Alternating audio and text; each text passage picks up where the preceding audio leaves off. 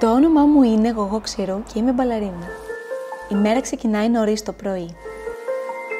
Το να είσαι μπαλαρίνα σημαίνει πολλά πράγματα.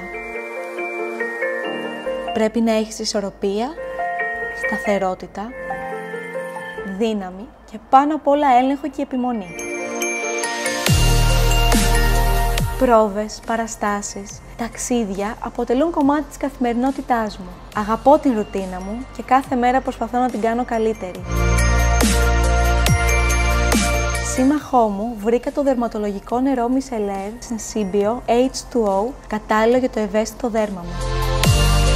Με τέτοιους συμμάχους, όχι μόνο διευκολύνεις την καθημερινότητά σου, αλλά την πας και ένα βήμα παραπέρα.